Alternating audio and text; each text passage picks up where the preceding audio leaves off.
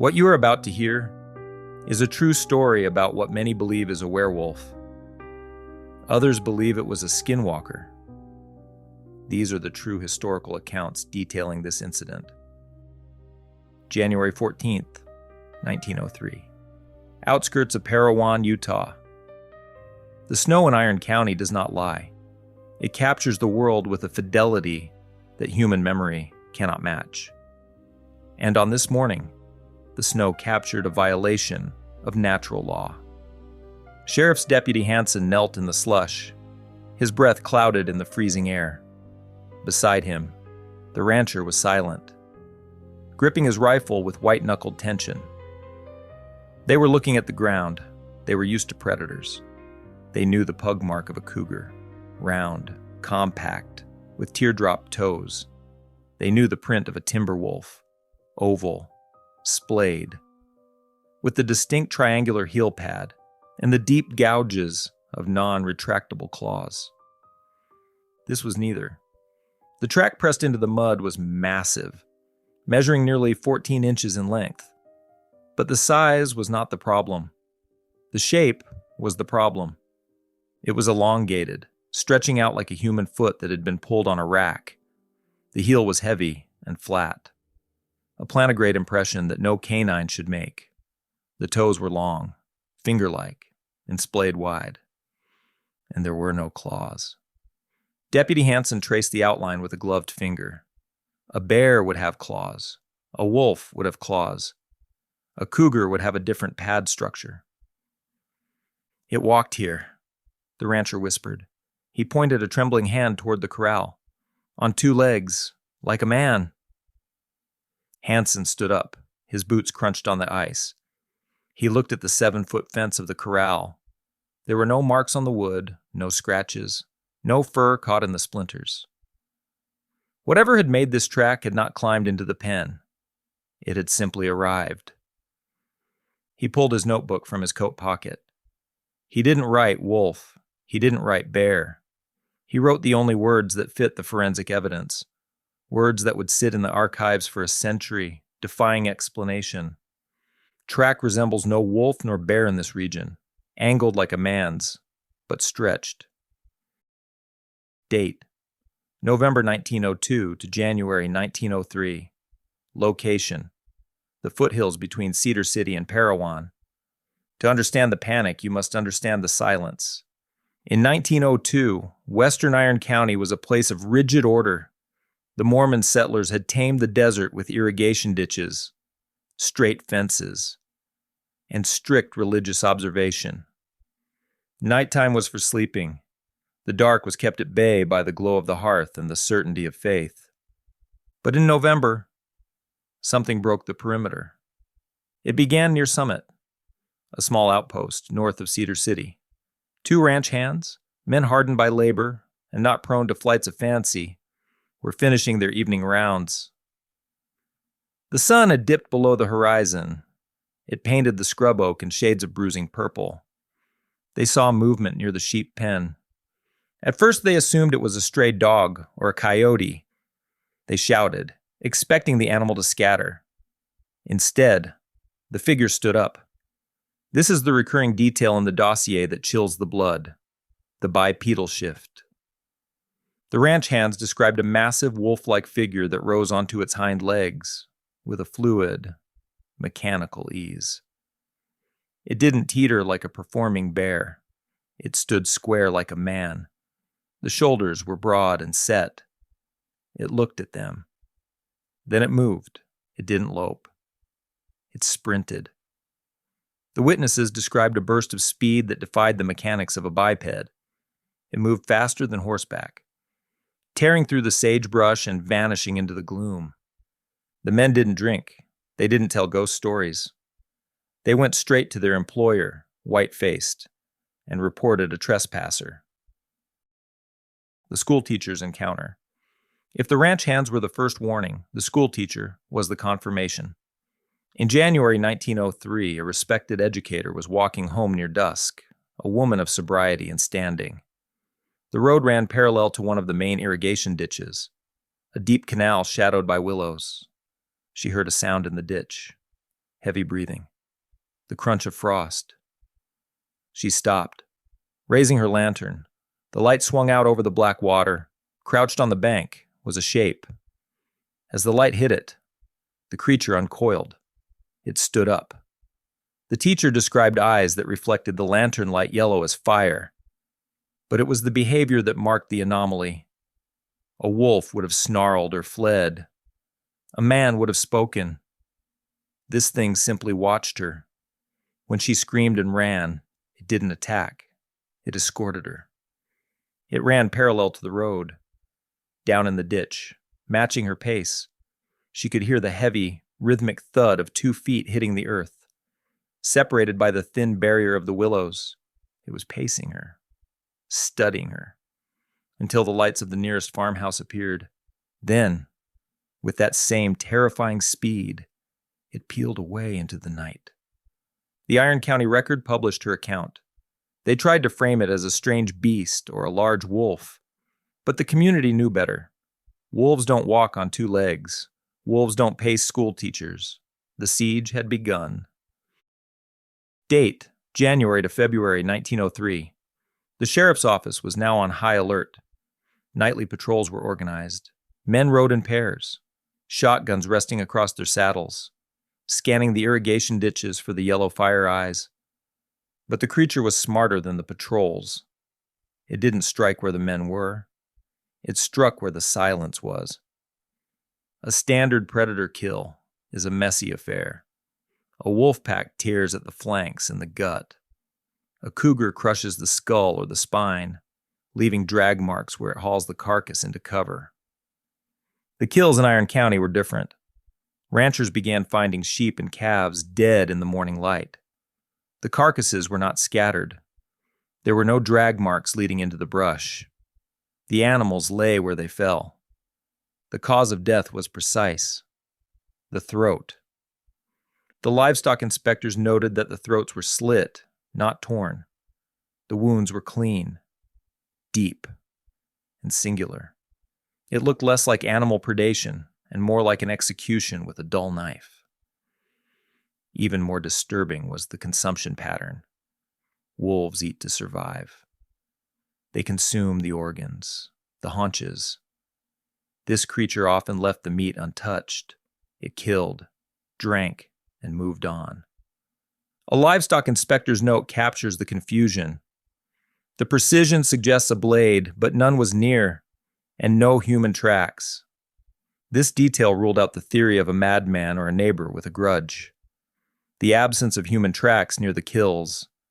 The snow around the carcasses showed only the disturbed earth of the frantic livestock, and occasionally the massive, heel-heavy prints of the beast. The psychological impact was devastating.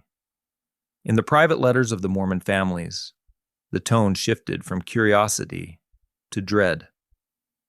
A local bishop wrote to his son, "My horse reared as though death were on him. I saw a creature pass between canal and ditch faster than any man might run."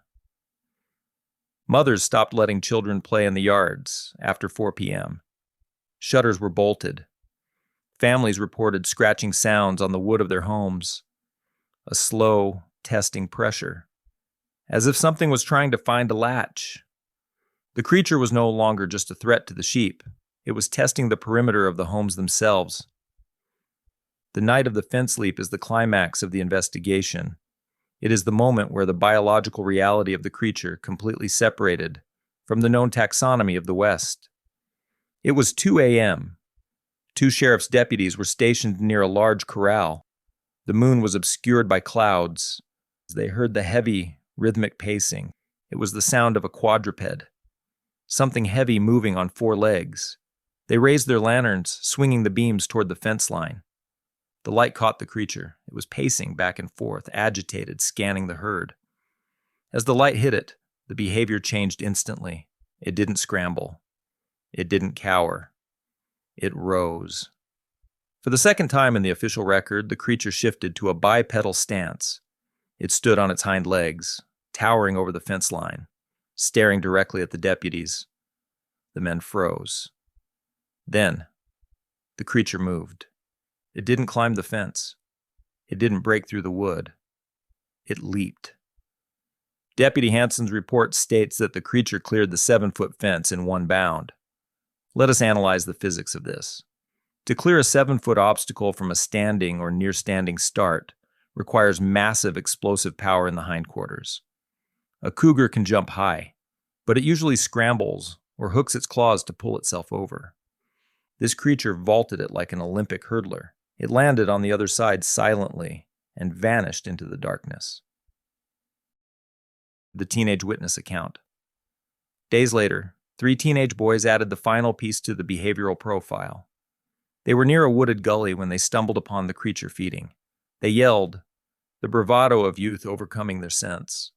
The creature rose abruptly. The boys described a long muzzle and, crucially, man-like arms hanging low. This anatomical detail is vital.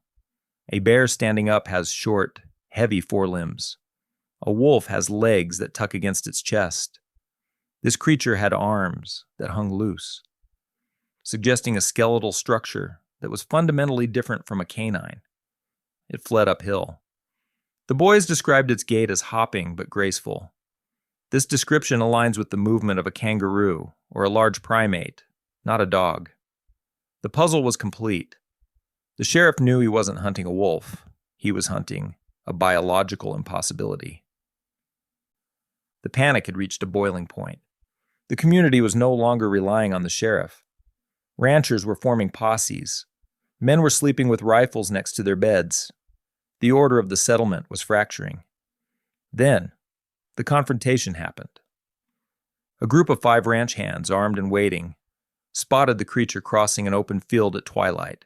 It was bold, moving in the open, perhaps emboldened by months of dominance. This time, there was no hesitation, no watching. The men opened fire. The crack of rifles echoed off the canyon walls. The witnesses reported that at least 2 rounds found their mark. The creature stumbled. It let out a sound that was not a bark or a roar, but a high-pitched scream that sounded disturbingly human. It collapsed into the sagebrush. The men advanced, levering fresh rounds into their chambers, expecting to find the body of the monster that had terrorized their valley for 5 months. They reached the spot where it fell. It was gone. There was blood on the ground, dark, heavy, arterial spray. It proved the beast was flesh and blood. It proved it could bleed. They tracked the blood trail. It led them up a steep incline, weaving through the scrub oak. The trail was erratic, showing signs that the creature was dragging a limb. They followed it for a mile, adrenaline pumping, certain the end was near. Then, the trail hit solid rock. The terrain shifted to a shelf of sandstone. The blood droplets stopped abruptly. The tracks vanished. It was as if the creature had evaporated, or more chillingly, had leaped from the rock to some unseen ledge, carrying its wounds into the deep wilderness. They searched until nightfall. They searched the next day. They never found a carcass. The shooting marked the end of the Cedar City panic. Whether the creature died of its wounds in a hidden cave, or whether it simply moved on to easier hunting grounds, the sighting stopped. The livestock kills ceased. The children were allowed back outside. But the sheriff's log ends in silence. This silence is the loudest evidence of all. If it had been a wolf, they would have strung it up in the town square. They would have celebrated the restoration of order. The lack of a body, the lack of a trophy, suggests that the men of Iron County knew they hadn't won. They had simply survived. So, what walked the ditches of Cedar City in 1903? We can dismiss the escaped circus animal theory. No records exist. We can dismiss the hoax theory. The tracks and the livestock loss were too real. We are left with 2 uncomfortable possibilities. 1. The biological anomaly. A genetic freak. A massive mutant wolf or canine hybrid with a deformity that forced a bipedal gait and gigantism. A dire wolf thrown forward in time. 2. The skinwalker interpretation. a shapeshifter from Native American lore. While the 1902 settlers didn't use this term, modern folklorists point to the proximity of Navajo and Ute land. The description: the unnatural speed, the human-like shoulders, the resistance to death, aligns terrifyingly well with the indigenous legends of the so-called skinwalker. But we are historians, not mystics. We stick to the record. And the record says that for 5 months in the winter of 1902, something that walked on 2 legs leaped fences like a ghost and slit throats like a butcher, held an entire town hostage. And it was never caught. The file you have just reviewed is not a piece of campfire folklore. It is a reconstruction of a documented civic panic. The primary backbone of this timeline is the Iron County record, 1902 to 1903. Unlike the sensationalist papers of the deeper frontier, the record was a sober, community-focused broadsheet. Its reporting on the strange beast was practical, concerned with the economic loss of livestock rather than the supernatural. This restraint makes the descriptions, the yellow eyes, and the bipedal sprinting far more chilling. The forensic details are drawn from the Cedar City Sheriff's Incident Log, 1902, specifically the track morphology and the mechanics of the fence leap. While the original sketch of the track has been lost to time, the written description of the elongated heel and absence of claws remains one of the most baffling entries in Utah law enforcement history. We must also acknowledge the private correspondence of the Mormon settlers, particularly the letters collected by local historians in the 1970s. These documents, written by bishops and mothers to family members outside the county, reveal the true depth of the psychological siege. They speak of a fear that went beyond wolves, a primal dread of something that walked like a man. The case of the Cedar City Beast is technically closed by the passage of time, but it was never solved. There is no stuffed carcass in a museum in Salt Lake City. There is no skeleton in the basement of the Iron County Courthouse. The creature simply stopped. But biology rarely works that way. If it was a genetic mutation, it is unlikely to have been the only one. And if it was something else, something that bleeds but vanishes into rock, then a bullet might not have been enough to kill it. Today, the foothills between Cedar City and Parowan are quiet. The irrigation ditches are lined with concrete. The old wooden fences are gone. But if you camp in the darker corners of the Wasatch Range, or hike the Red Rock Canyons at twilight, listen to the coyotes. Sometimes the pack will go silent all at once. And in that silence, you might hear a sound that doesn't belong. A heavy, 2-footed rhythm, pacing just outside the firelight. Just a shadow in the scrub oak. Likely. But something in the back of your mind and instinct, old and forgotten in modern days, might tell you it's not.